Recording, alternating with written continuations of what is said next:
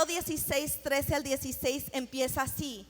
Cuando llegó a la región de Cesarea de Filipo, Jesús pregunta a sus discípulos: ¿quién dice la gente que es el Hijo de Hombre? Le respondieron: unos dicen que eres Juan el Bautista, otros Elías, otros Jeremías, y unos de los profetas, o uno de los profetas. ¿Y ustedes quién dicen que soy yo? Tú eres el Cristo, el Hijo del Dios viviente, afirmó Simón Pedro. El verso 13 inicia diciendo: dice que Jesús y sus discípulos llegaron. Aquí vamos. ¿Llegaron de dónde? Yo me pregunto, porque así es cuando yo estudio la palabra. Este va a ser más que una prédica, va a ser una enseñanza, porque así me gusta. ¿Llegaron de dónde? Pues déjenme recordarles un poquito, porque en esta parte de la Biblia realmente es una serie de eventos que habían sucedido y se están relatando en una forma consecutiva. Entonces, Jesús había tomado, después de predicar en el monte, había tomado 5 panes y 2 peces y le había dado de comer a 5,000 hombres, más sus esposas y sus hijos. De allí caminó, mandó a los discípulos y dijo: ustedes váyanse, que yo me voy a quedar aquí, voy a despedir a la gente y me voy a quedar orando. Para esto los discípulos se van en una barca, empiezan a cruzar el mar, pero realmente es un lago. Pero bueno, empiezan a cruzar, se levanta una tempestad, ellos están todos y luego van viendo que viene alguien caminando sobre las aguas. Se dan cuenta después que es Jesús. Digan conmigo: Jesús. Jesús viene caminando sobre las aguas. Entonces Pedro lo ve y dice: dime que vaya a ti, mi maestro. Y él dice: ven. Y él fue, pero luego él vio la tempestad y se empezó a hundir. Y luego clama: Jesús, sálvame. Entonces él lo tiene que salvar y le dice: ay, Pedro, ¿para qué dudaste, verdad? Ok. De allí ellos llegan y empiezan a comer porque tienen mucha hambre. Entonces tenían que ser latinos, yo creo.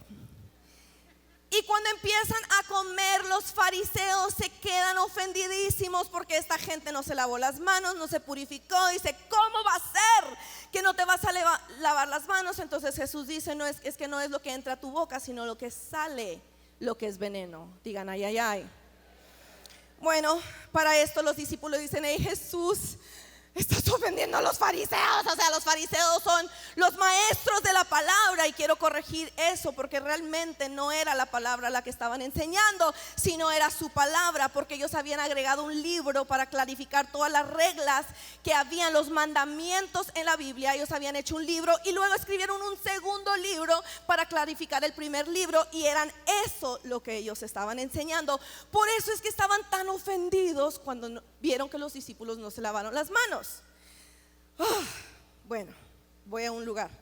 Después de allí ellos están ofendidos, pero todos los discípulos en un cuarto, y allí entra a ese cuarto una mujer cananea. Esta mujer cananea le dice: Jesús, hijo de David, ten misericordia de mí, sana a mi hija que está endemoniada. Para esto los discípulos dicen: ay, dile a esa vieja que se vaya. Y luego Jesús le dice: no te puedo dar de comer porque la comida no es para los perros. Y ella dice: aún los perros comen de las migajas que caen de la mesa de su Señor. De allí salen y tienen hambre otra vez. Entonces Jesús toma 7 panes y algunos pocos peces y le da de comer a 4,000 hombres, y multiplica por segunda vez los panes y los peces. De allí, después de todo eso, pastora, ¿por qué nos está contando? Porque de allí los fariseos y los saduceos, que más bien son los meticheos, se acercan de nuevo a Jesús y le piden una señal.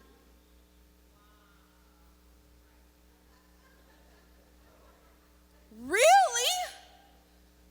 O sea, se me secó la boca nomás diciéndoles todas las historias. Y ellos fueron siguiéndolo. Entonces le piden en ese momento una señal. O sea, no critiquen, porque muchos estamos así. O sea, ¿cuántas veces no te ha librado y ahora decimos: no, Señor, pero si no yo aquí, entonces no sé si eres tú? Ok. Y allí entonces Jesús les llama generación malvada y adúltera. Cruzaron el lago, pero los discípulos se les había olvidado. De allí cruzan otra vez el lago, les gustaba mucho cruzar ese lago. Pero los discípulos se les había olvidado llevar pan. Otra vez el pan. Tengan cuidado, les advirtió Jesús, eviten la levadura de los fariseos y de los saduceos. Ellos, ¿cómo? No debemos de comer pan, será una nueva regla, porque su religión, todo lo que fueron enseñados todo ese tiempo por los maestros eran reglas. Dice, esperen, creo que Jesús nos está enseñando una nueva regla. Entonces dice, ¿será que el pan es malo? Y él, ay, pues no me vieron ahorita a multiplicarlo 2 veces. Entonces Mateo 16, 5 al 6 dice, entonces comprendieron que no les decía que se cuidaran de la levadura del pan, sino de la enseñanza de los fariseos y de los saduceos. Y de aquí sale el título del mensaje: Jesús, no religión. Jesús, no religión. Voltea a la persona a tu lado y dile: Jesús, Jesús, no religión. Bueno, toda esa historia para contarles que aquí empieza el verso que les leí. De allí, de ese momento, cuando Él les dijo que tengan cuidado de la enseñanza de los fariseos y los saduceos, empieza el verso 13. De allí, después de multiplicar, después de cruzar, después de sanar a la hija de la cananea, después de confrontar a los fariseos y saduceos, después de multiplicar otra vez, después de hacer todas esas cosas, llegamos al verso 13 y dice que Jesús y sus discípulos llegaron a la región de Cesarea de Filipo. Para el lector casual sin contexto geográfico, esto es de poca importancia.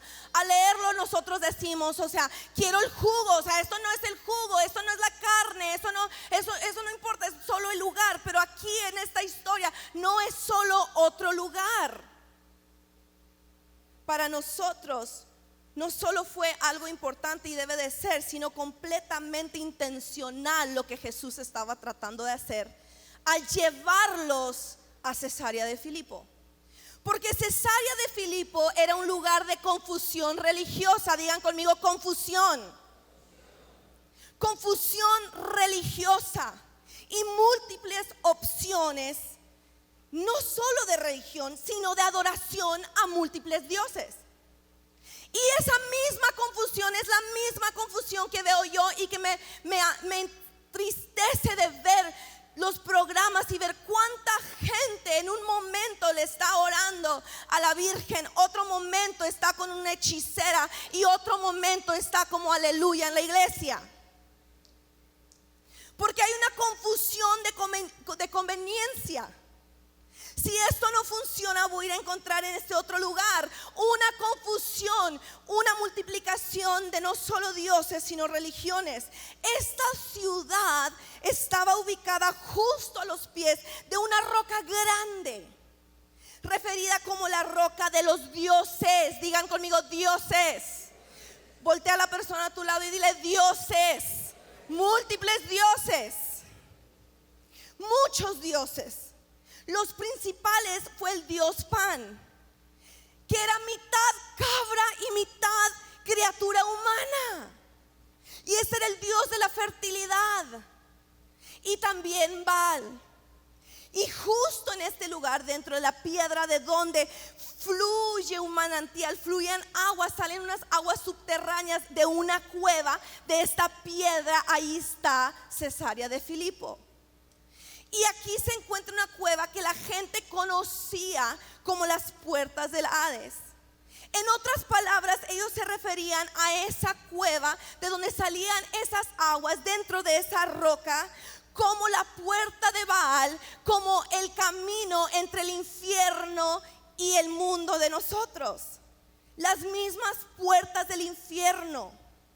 En términos de hoy, muchas personas dirían que este lugar, que es Cesarea de Filipo, es comparable a Las Vegas. ¿Sí? Para todos los que nos están viendo y nos critican. Porque piensan que todas las mujeres en Las Vegas somos strippers.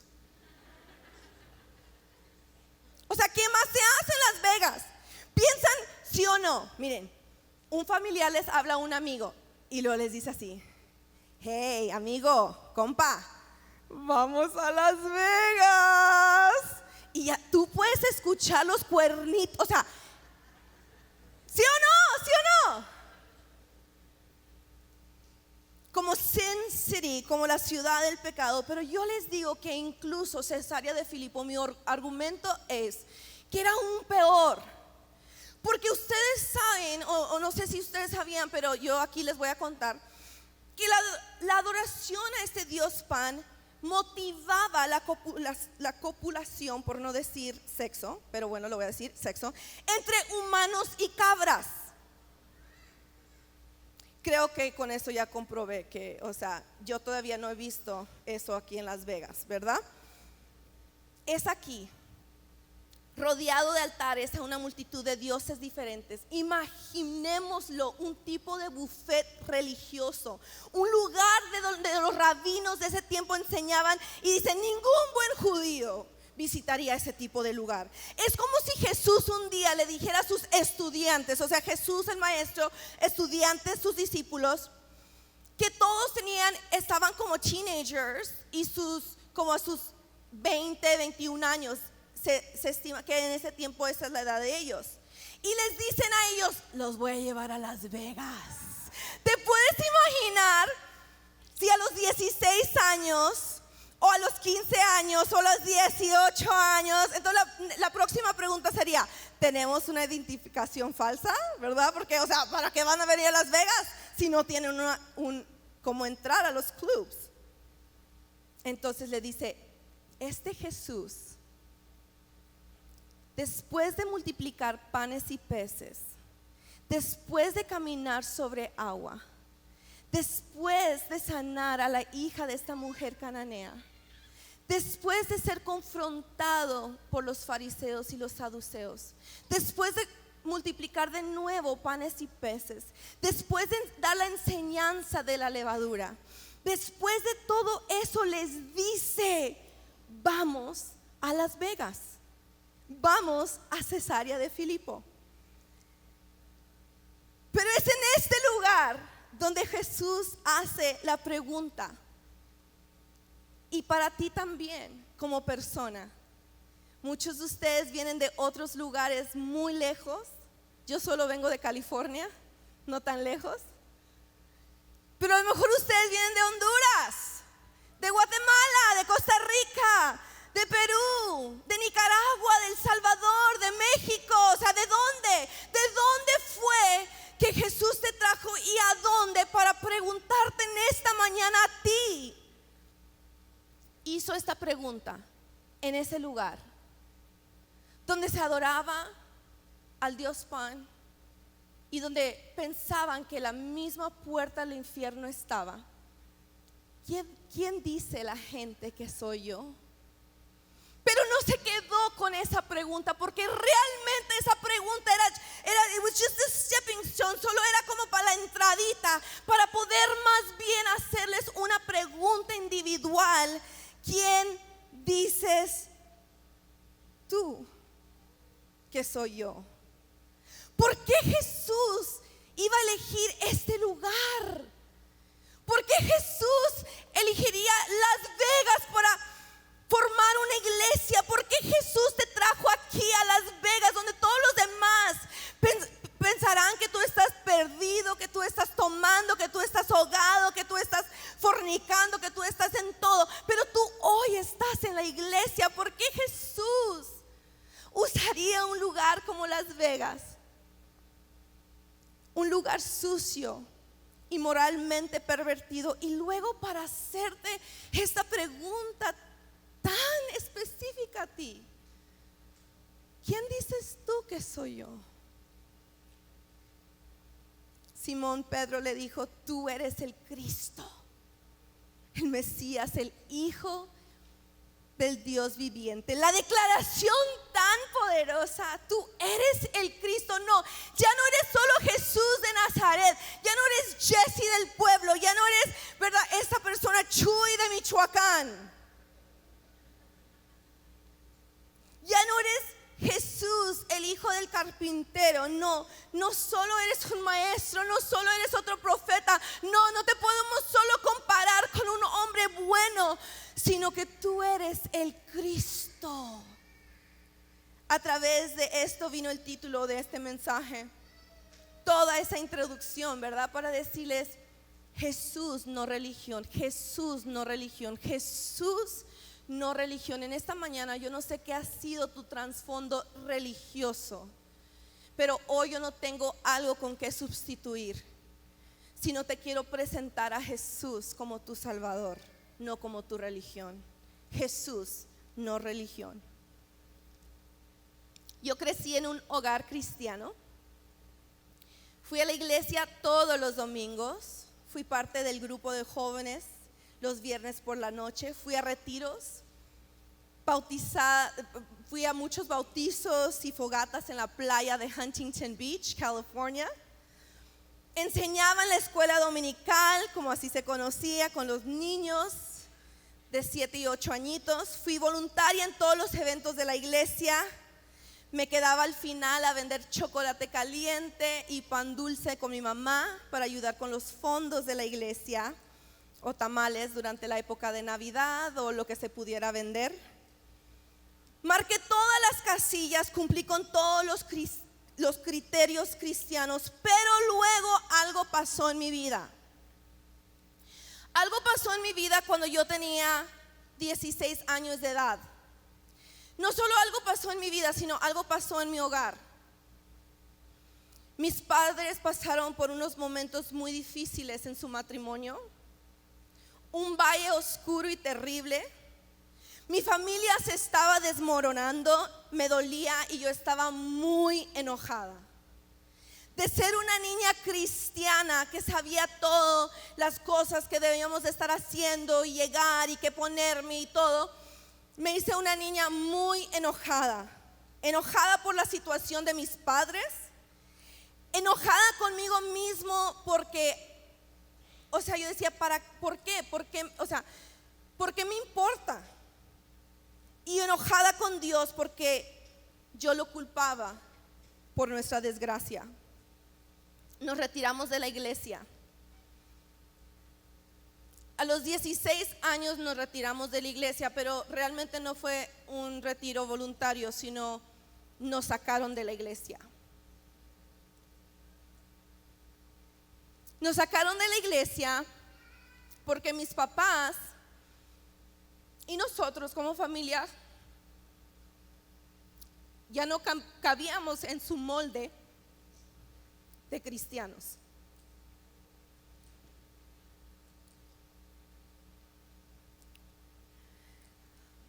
Ya no asistíamos a las actividades, ya la gente que antes eran nuestros amigos no llegaban a la casa. Ya no adorábamos, ya no orábamos. Hacíamos 1000 cosas, como trabajar, ir al parque. Mis papás trataron de todo, involucrarnos en todo tipo de deporte, y me aplaudían mi exceso de actividad porque sabían que era una forma de yo olvidarme que habíamos perdido toda nuestra familia de la iglesia. Aun cuando seguía creyendo de todo corazón en Dios, me encontré escondiéndome de Él y huyendo de la iglesia, cuando realmente lo que más necesitaba en medio de mi dolor, ira y confusión era Él y su iglesia. Lo que más necesitábamos como familia era a Dios y a su iglesia. Pero yo fui criada bajo una escuela doctrinal donde me enseñaron a mí basar mi fe en la religión, un conjunto rígido de deberes, una fe basada en hacer todo religiosamente. en el servicio religioso, el vestirse religioso, el hablar religioso, el saludar religioso, venir a las noches de jóvenes porque tengo que hacerlo, orar antes de dormir porque si algo hoy te agarra al infierno voy a ir. Pero cuando yo ya no podía, cuando tratábamos y como familia ya no podíamos, cuando estaba tan cubierta por el apeste del pecado, queriendo y buscando llenar el vacío que sentía dentro de mi corazón con cualquier cosa y todo tipo de persona, entonces pensé que porque ya no era yo capaz, porque ya no era yo suficiente, como yo ya no podía hacer estas cosas, estos requisitos religiosos, esto entonces quería decir que ya no había lugar para nosotros en la iglesia. Estaba yo convencida de que yo no calificaba para recibir su amor, su perdón y mucho menos su bendición. Sabía que no era nada más que completamente imperfecta. Yo podía admitir y yo lo sabía, yo misma me olía el pecado que había elegido yo, que yo, Mayra, sabiendo, conociendo el bien, siendo niña de iglesia, estaba yo tan dolida que yo elegía el mal de puro coraje. Entonces obviamente la pregunta era, ¿cómo podría Dios amarme?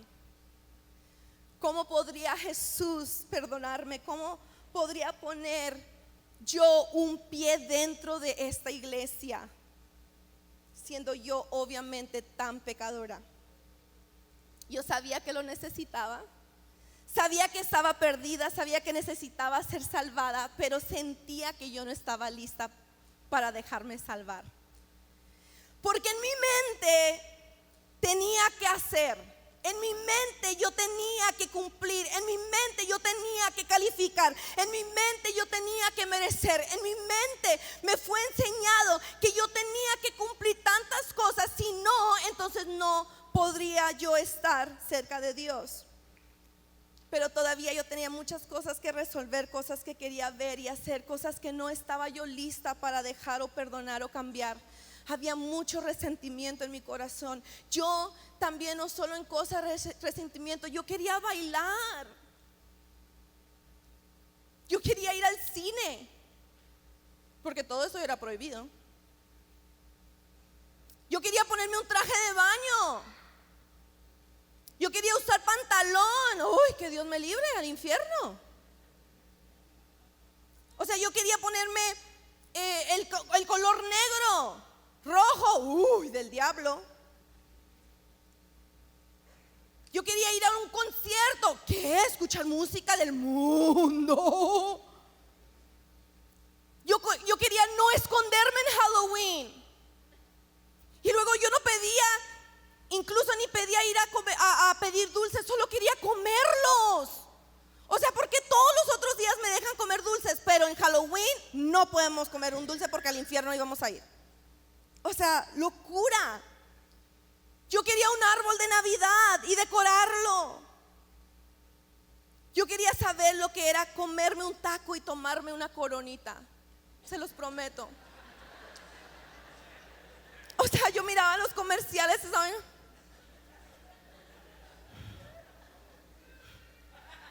En verdad.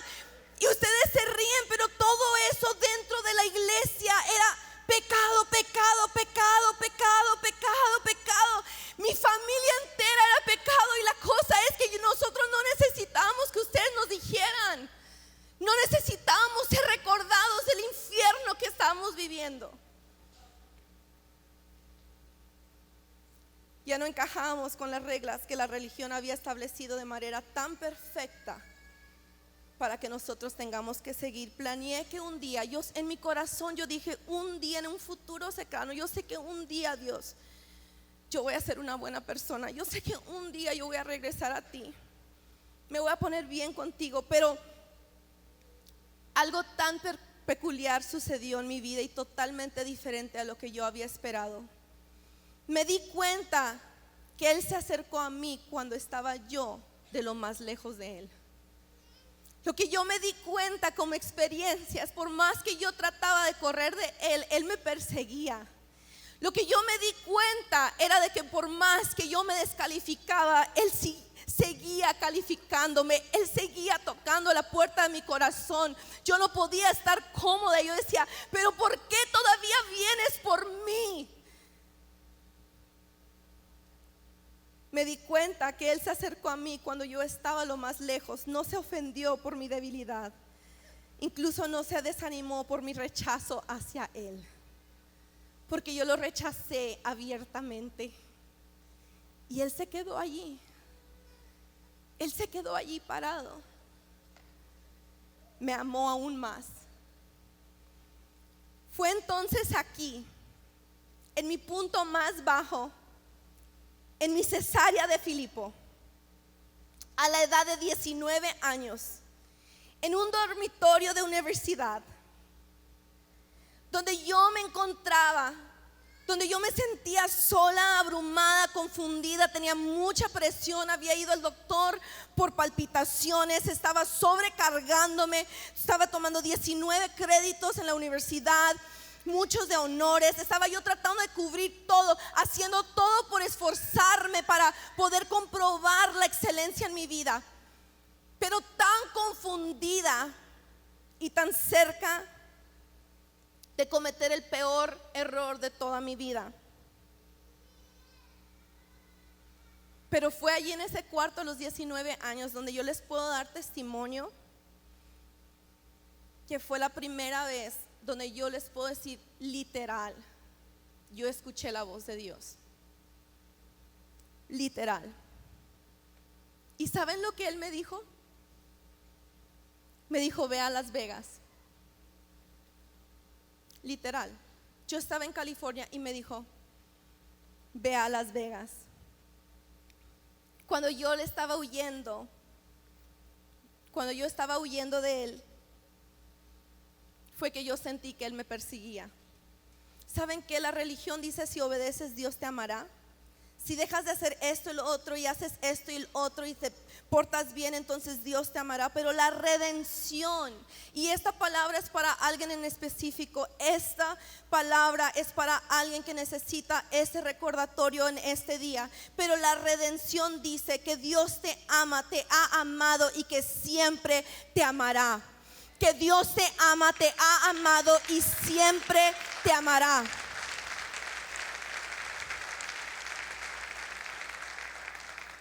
Para los religiosos que nunca han batallado, esto se les hace como algo tan tonto, porque ellos piensan que ellos están mereciendo la salvación. Pero para alguien que ha estado sufriendo, que ha estado descarrilada, que ha estado en agonía, es como un vaso de agua fría en un desierto. En ese momento no era una elección de qué religión seguir. En ese momento, en ese dormitorio, cuando yo tenía 19 años, no era una elección, no era una decisión a qué iglesia pertenecer. En ese momento, la pregunta que estaba en mi corazón no era qué pastor yo voy a seguir, sino que fue en ese momento que tuve yo, Mayra, un encuentro con Jesús, y era un cambio total de vida, y era, sí, Señor, yo te voy a seguir a ti. Era Jesús y nada más, Jesús y nada más, Jesús y nada más. Yo lo sentí, yo lo escuché, y en verdad Él me dijo, ve a Las Vegas. Suena loco, ¿no? Ve a Cesarea de Filipo.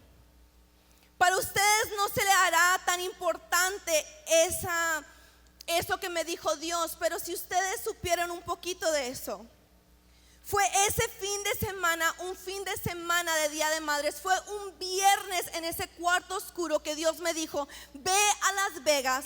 Fue el sábado que me vine a Las Vegas con la condición de mi mamá que yo viniera a la iglesia el domingo.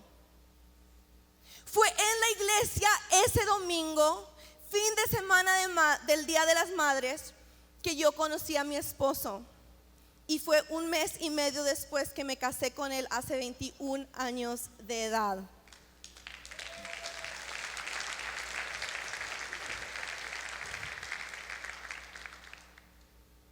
Pero más importante que yo encontré a Mario es que yo encontré a Jesús. Lo más importante, y yo le digo a mi esposo, o sea, yo lo adoro, yo incluso le digo mi rey, o sea, yo a él me refiero porque realmente es, y como yo me creo reina, yo le digo rey, o sea, un rey se casa con la reina, ¿verdad? Entonces, por default, él es rey, porque yo soy reina. Saben que aquí en ese momento entendí cuando Job dijo: de oídas te conocía, pero ahora mis ojos te ven.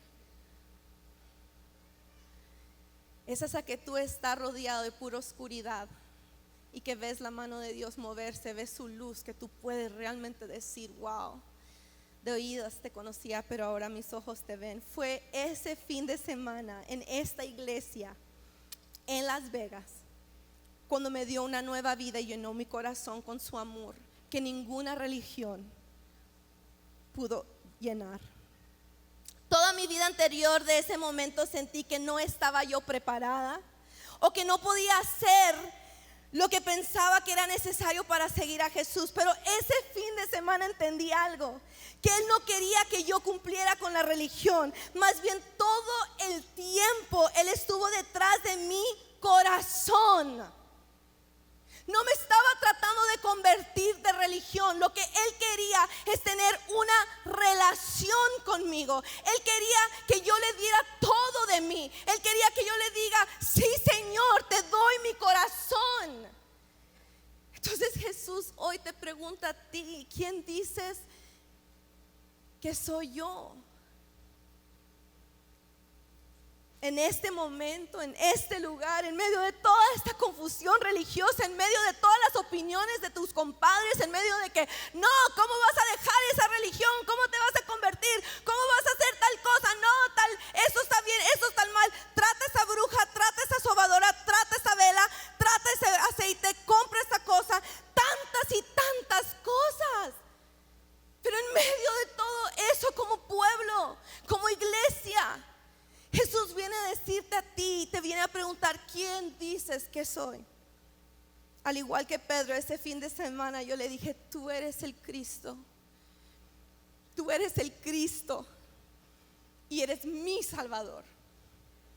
La diferencia entre el cristiano y cualquier otra religión, el cristianismo, es esto: que todas las religiones, vean, todas las religiones se enfocan en que el hombre logre llegar a Dios.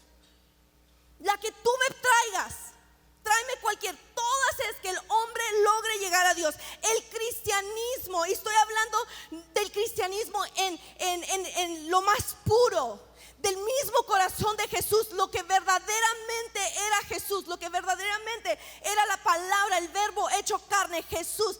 Ese cristianismo se trata de que Dios, como Dios puede lograr alcanzar al hombre. Siempre fue así. Mientras que la religión te dice: extiéndete, haz, cumple, logra. Dice Dios: yo me extiendo, yo voy, yo doy, yo te bendigo, yo te quiero soltar, yo te quiero amar.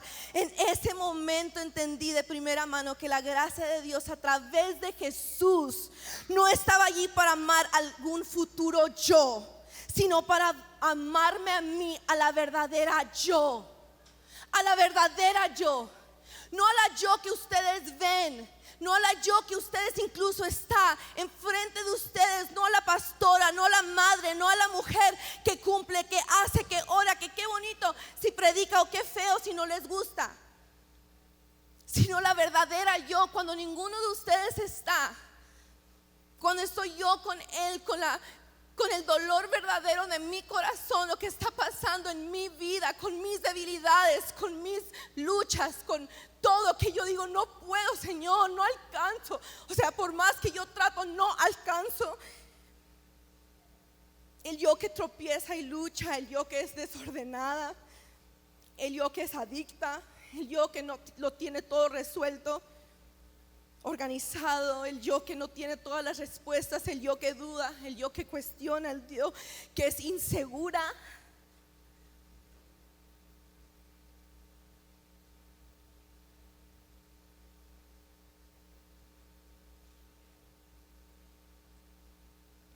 Él no solo me ama a mí y te ama a ti, si no nos ama aún dentro de nuestro desorden? Yo sé que es bien difícil, yo sé que es bien difícil comprender, pero su palabra dice que mientras aún éramos pecadores, mientras estábamos fuera del balance, tropezando, tambaleando, Él escogió morir por nosotros. O sea, antes de ordenarnos, antes de limpiarnos, antes de desinfectarnos, Él aún así nos eligió. La religión se trata de lo que el hombre tiene que hacer para estar bien con Dios, pero el cristianismo, Jesús, se trata de lo que Dios ya hizo para brindarnos la oportunidad de estar bien con Él. La religión exige que se esfuerce más para merecerlo, pero el cristianismo exige que dejemos de intentarlo de una forma como ego personal, y nunca lo vamos a merecer. Es solo recibido por gracia. Es rendirte, ser humilde y decir: Señor, ten compasión de mí, porque yo he pecado en contra de ti y en contra de mis padres, porque hay debilidad, y por más que yo te he pedido que me quites este aguijón, sigue. Y por más que yo quiero hacer el bien que yo sé que debo de hacer, es el mal que yo sé que no debo de hacer, que es el que yo hago. La religión dice que debes de ganar tu salvación haciendo buenas obras, pero el cristianismo verdadero dice que todo lo que necesitamos es creer en Cristo. Es creer en Cristo. Efesios 2, 8 a 9 dice así: ustedes han sido salvados porque aceptaron el amor de Dios. Aceptaron. En este momento abre tu corazón. En este momento abre tu corazón y déjalo entrar. En este momento allí en tu lugar. Tú escoge. Cuando Él te pregunta: ¿quién dices tú que soy yo? Tú elígelo, tú declara, tú di: tú eres mi Salvador. Yo abro mi corazón, yo permito que tú entres, yo permito que tú trabajes dentro de mí. Y lo dice así: ninguno de ustedes se ganó la salvación, sino que Dios se la regaló. Digan gracias. La salvación de ustedes no es el resultado de sus propios esfuerzos, pero eso nadie puede sentirse orgulloso. Es muy común escuchar de las personas que piensan que irán al cielo porque son buenas personas. ¿Los has escuchado? Pero esa es la religión tratando de confundirnos. Es bueno que hagas bueno. No estoy diciendo que no ores, no estoy diciendo que no ayunes, no estoy diciendo que no vengas a la iglesia, no estoy diciendo nada de eso, pero nada de eso te salva. Ni el ser bautizado. Ay, pastora, ¿cómo dice eso? Dime que el pecador al lado de Jesús que estaba colgando en la cruz, Él cuando dijo la oración de fe, cuando Él levantó la mano, cuando Él tomó crecer, cuando Él fue bautizado, pero Él le dijo: Señor, dijo, recuérdame, acuérdate de mí cuando llegues tú en presencia de tu Padre. Él dijo: esta misma noche yo me voy a acordar. Este es el día, ese día Él fue salvo.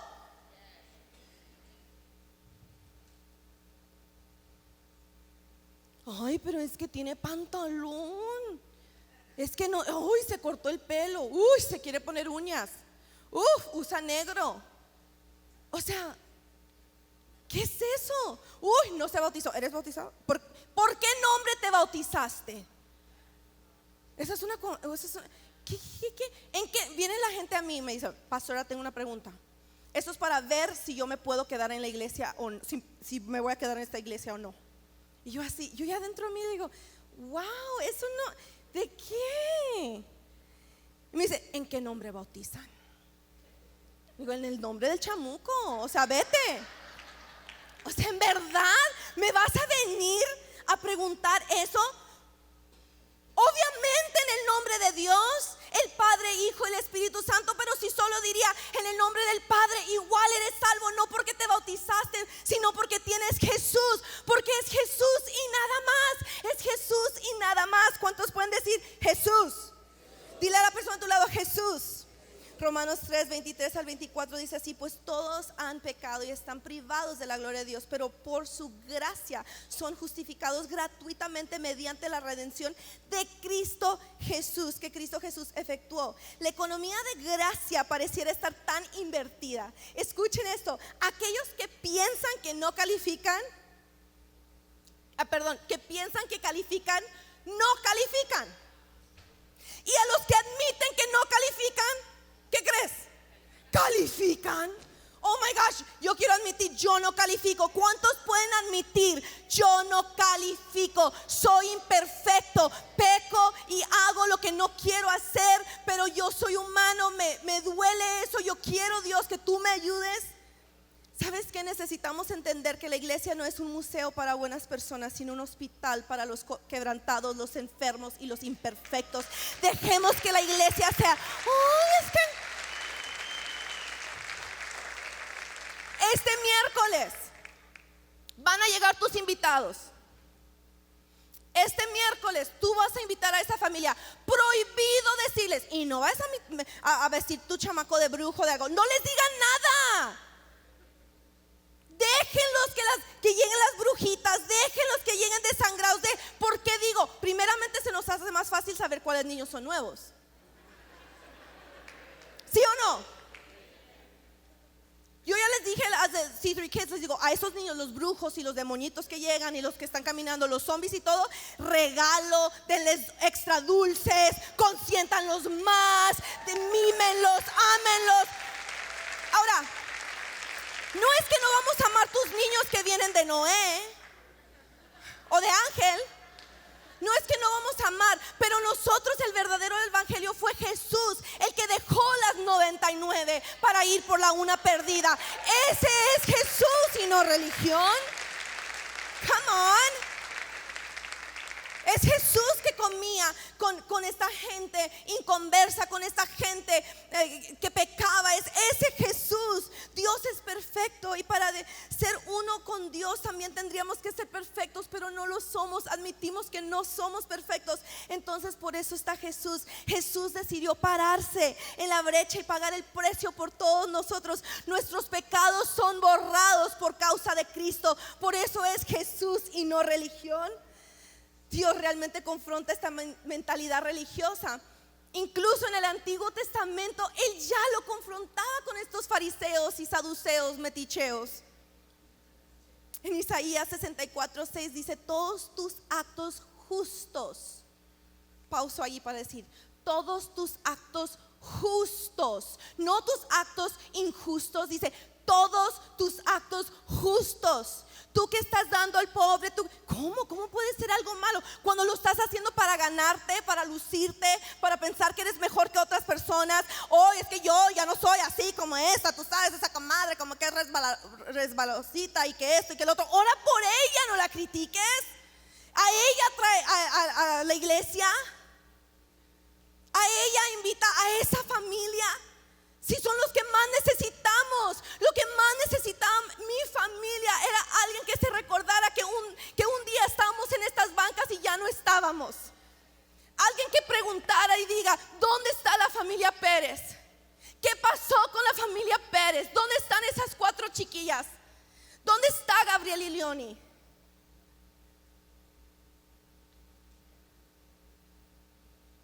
Pero dice: todos tus actos justos son trapos de inmundicia. Y en la traducción hebrea son trapos de menstruación. Es como decir, todo lo bueno que tú haces para pensar que eres mejor que todos los demás. Si tú hoy viniste solo para mostrar a todos los demás, o solo porque te hace sentir mejor. Oh, fui a la iglesia. ¿Qué aprendiste? Nada, porque estabas en tu Instagram todo el tiempo, incluso chateando con alguien que no es tu esposa, mandando un mensaje. Todos tus actos justos, o sea, fuiste a la iglesia, pero son como una toalla de menstruación. Wow.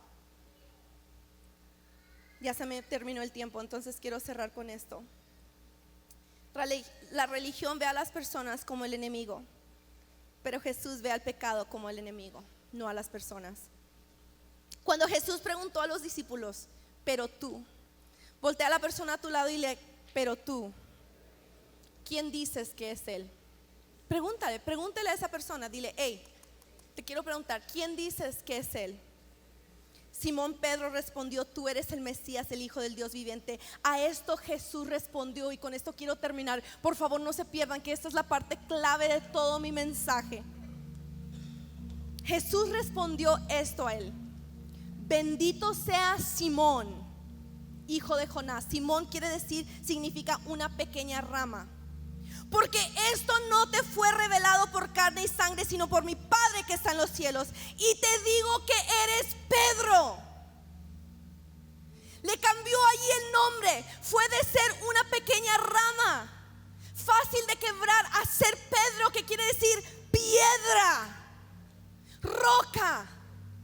Y luego le dijo: y sobre esta roca construiré mi iglesia, y las puertas del Hades nunca la podrán superar. Algunos de ustedes pueden creer que Jesús lo que quiso decir, si creciste en la iglesia católica, lo que quiso decir aquí fue que construyó sobre la roca, que es Pedro y los apóstoles.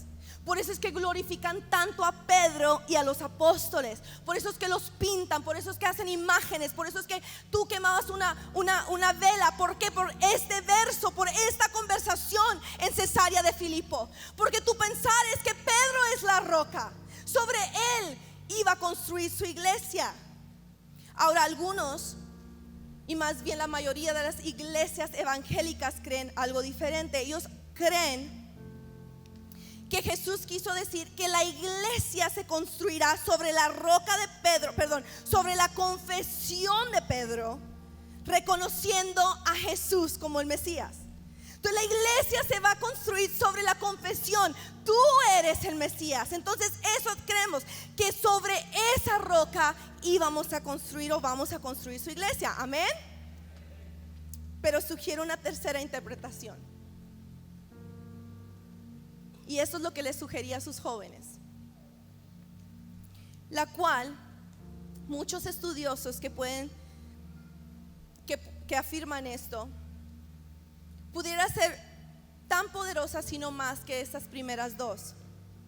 Según el contexto con el cual yo empecé diciéndoles dónde estaba Cesarea de Filipo, según la ubicación que yo les dije, que había una cueva que se llamaba las puertas del Hades, las puertas del infierno, según la creencia de todas estas personas que pensaban que el mismo diablo entraba y salía de esa puerta, sería posible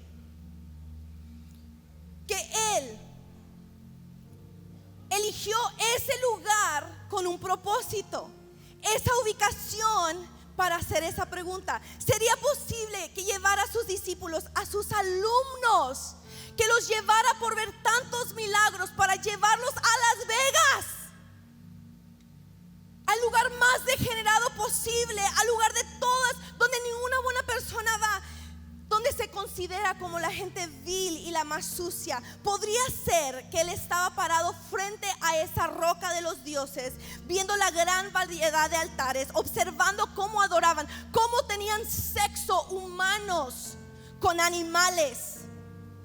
Podría ser que él está parado frente a esta puerta del infierno, donde la gente glorificaba el hecho y llamaban a Baal que saliera de allí, dando sus cuerpos en ritos, en canciones, en sacrificios. Sería que aquí es donde él quiere construir su iglesia, sobre esa roca de la gente más perversa, de la gente que más lo necesita, no la gente que sabe hacer lo justo, lo bueno, todo perfecto. Será más bien que Jesús les quiso decir: aquí, en este lugar, sobre esto, para esto vine yo, para salvar al perdido. Podría ser que Jesús estaba enseñando intencionalmente que su iglesia no se construirá sobre los hombros de los justos, perfectos, lo sábelo todo. Nosotros no nos juntamos con chusma, soy mejor que tú, religiosos, pero más bien que Él construirá su iglesia en los corazones de aquellos que pueden admitir que necesitan ser salvados. ¿Será esto realmente? Y yo les digo que ese es mi testimonio. Porque en ese cuarto de hace 19 años, y no quiero ya entrar en detalles porque no quiero que tú pongas a Dios en una cajita, pero en ese cuarto, cuando yo reflexiono en lo que sucedió en ese cuarto, lo que yo estaba, la decisión que yo estaba a punto de hacer, lo confundida que yo estaba, esa jovencita de 19 años, si él me hubiera dicho: yo te quiero hacer pastora, yo quiero que tú vayas y prediques a las naciones. Yo quiero que tú des tu testimonio. Yo no creo que le hubiera creído, porque yo no creía en mí misma. Yo no hablaba español, siempre lo digo porque, estoy predicando en español. Yo no hablaba español, entonces si me hubiera dicho y de una iglesia latina, más me hubiera reído. Pero será que lo que Dios quería todo este tiempo es que yo pueda admitir que yo necesito ser salvada por Él. That's it. I need a savior. ¿Será que eso es todo lo que está buscando de ti en esta mañana? Y con toda esa enseñanza, solo te traté de traer Biblia para que tú entendieras lo que hace nuestro Jesús. Que Él no se asombra, que Él no se escandaliza, que Él incluso llevó a sus discípulos a los lugares más sucios. Y Él entró a mi lugar más sucio. Él entró a mi lugar más confundido. Él entró en esa Mayra y solo me llamó hacia Él. Jesús no odia a las personas pecaminosas, Él odia el pecado. Nunca dejes que alguien te diga diferente. Es Jesús y no religión.